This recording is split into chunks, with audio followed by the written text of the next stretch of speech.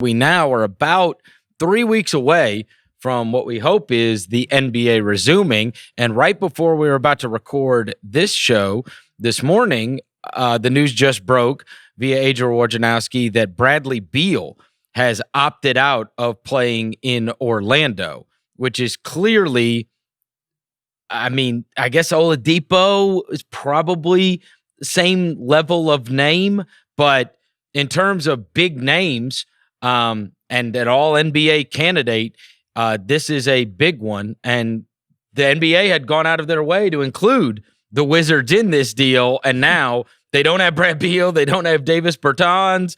And so, what is the point? Point is to evaluate Thomas Bryant and Troy Brown. Jerome Robinson, get him some minutes after acquiring him midseason.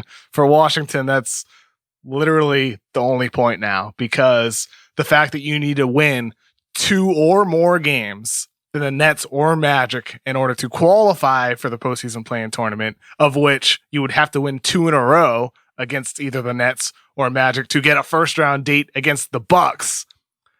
For Washington, it's clearly just about development of these young guys over 8 games. That sort of kind of means something for them.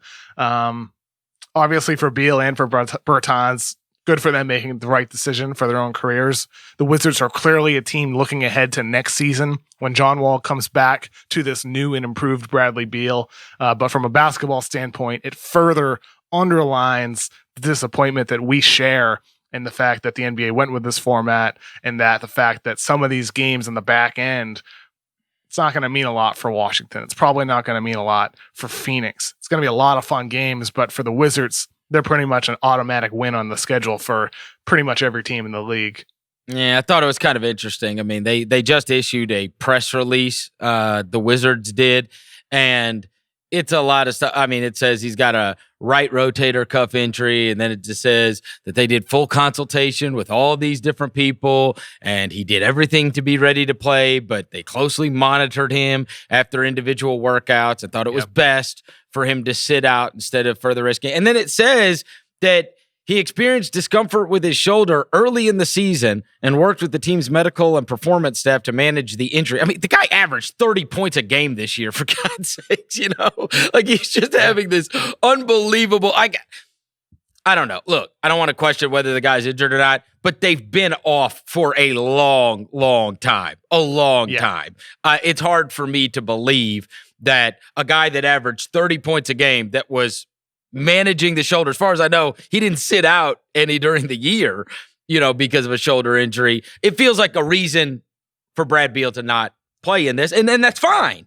But I certainly wouldn't draw from it after reading that. I wouldn't draw from it because I think a fan's instinct, anytime if they announce, hey, a player's not going, you're like, oh no, what's wrong?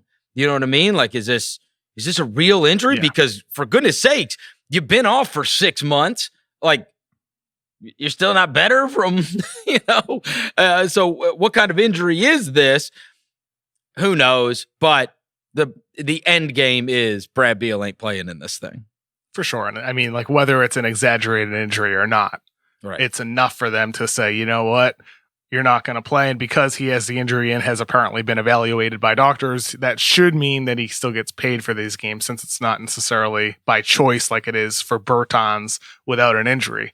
But for Beal, again, injury or not, this is about next season when John Wall is back on the court. I'm writing a story this week on The Ringer about the Wizards. The Wizards, everybody talks about them with all these trade rumors. The Lakers have interest. The Pelicans have interest as this team that could blow it up. And very well, they could be the next team that blows it up. Look at them. They have the worst record of the 22 teams set to resume play. They've had all the chemistry problems in the past, like in 2016 when John Wall and Bradley Beal admitted that they don't necessarily like each other on the court. In 2018, when Brad Beal said everybody eats while John Wall was out, and Marcin Gortat said they like the team victories they've had, and that rubbed John Wall the wrong way on ESPN. They've had a lot of issues, and they were fine. They were decent with John Wall as the best player. However, things are different now, because Bradley Beal, like you just said, Chris, has turned into a 30-point-per-game scorer. And not only the 30-point per game scorer, he's doing it with efficiency too. And he's passing the ball more now. Bradley Beal is now the Wizards' best player, not John Wall. Mm-hmm. So when John Wall comes back, that's going to create a really interesting situation.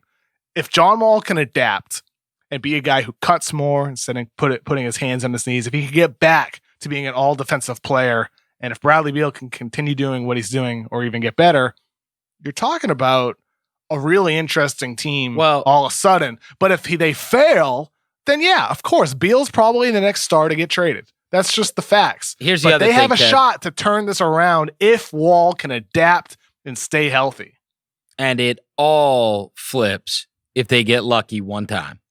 They get lucky in the lottery, you know what I mean? They get lucky with their draft pick.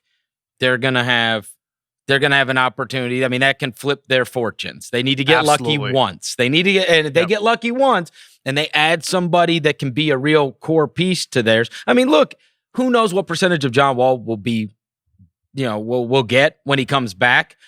But let's say you get a decent percentage of John Wall, and then you re-sign Bertans. And then you got a couple more guys, maybe down the pipe.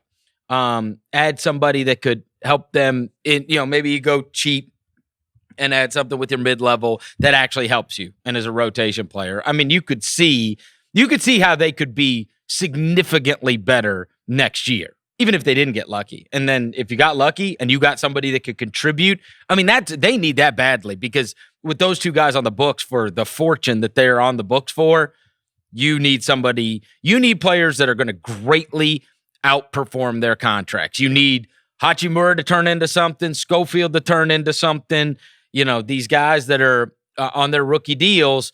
And then if you can get lucky, or you just nail the draft and get somebody else that can come in and be in your rotation, play real minutes for you on a low contract, then I could see them being something. I really could. I mean, like, look, look, here's what we know. They're not run by an incompetent boob anymore. Like, this guy was the worst GM. I mean, they're miserable. They haven't won 50 games since like the 70s. It's ridiculous, and they've had players too. And so now, they move forward, and we'll see. To your point about him and the season this guy had, look, he's going to end because it's over now, right? 30.5 points per game to go along with a career high 6.1 assists. And he trailed only James Harden on points per game. He averaged 30.5, 4.2 rebounds, 6.1 assists on 45.5% shooting. He joined Steph Curry, Dwayne Wade, LeBron James, and Michael Jordan to average 36 and 4 and shoot 45% or better in a single season. We got a similar stat. I got a similar stat in my article. No lie. Really? Bradley Beal averaged 30.5 points, 6.1 assists, and a true shooting percentage of 57.9. The only players who have ever done that: Oscar Robertson, Michael Jordan, James Harden. The only players who have ever exceeded all three of those stats. That so is crazy. It's the type of thing where, like, no matter how you slice it, no matter how you divvy up these statistics, Bradley Beal had a special season. This guy has become one hell of a player, and that's why everybody wants him. It's why Washington is going to give this a chance, and why, despite the fact they're this boring ass team that just had a couple decent runs flaming out in the second round, that when you look forward with them, it's hard not to get a little bit excited when you think about what they could be. And I tell you this, you've seen a different Scott Brooks, and that team was fun as hell to watch. They really were. Like, for a team like that, I mean, you could on a random night flip on League Pass, and all of a sudden you're watching a 138 to 133 game that's coming down to the wire. They have another crazy stat in here. Beal scored 25 or more points in 21 straight games from January 20th to March 6th. The longest streak in franchise history, the second longest NBA streak in the last 10 years. During that streak, Beal passed Jeff Malone for second place on the franchise's all-time scoring list. What? He's the second leading scorer in Wizards history. Yeah. That's crazy. So, anyways, we'll see. But we're not going to see him again. And those stats that you gave, the one with Oscar Robertson, the one that I threw out there with Curry and LeBron and those guys and Wade, don't mess those stats up. Those stats now, right? That was your season. Mm-hmm. That was the season you had. Yeah. And we won't see him play basketball anymore. You do wonder if they're talking in the NBA office like, I mean, look, we added the Wizards because of to add somebody in the East, like clearly. Now, what in turn happened was you did end up with a lot more teams that are going to be able to hit their RSN contracts, and you are going to be able to have a lot of games there and a lot of teams for each team to play against in the Orlando bubble. But you do wonder if you knew this beforehand, that there would be no Beal, there would be no Bertans. Is Washington added? If you know that, if they don't have those guys, are they added? And then in conjunction with that, then what happens with the Spurs and the Suns? And I don't know. We'll never know. But I do wonder if you went back in time, I can't imagine you'd add them if you knew both those guys weren't going to be playing. Sure. Yeah. I don't know. I'm not sure. Yeah. I think, look, for the NBA, I've reported this before.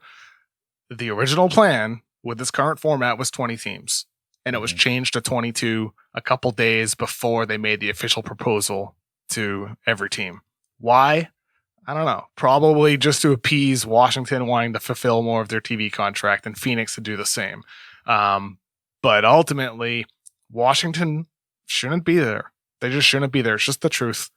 They shouldn't be there. Wow. Even if they somehow slip in, the odds are that they're not going to grab that 8 seed. And if they do grab that 8 seed, they're going to get pounded by the Bucks in the first round. And it's just disappointing.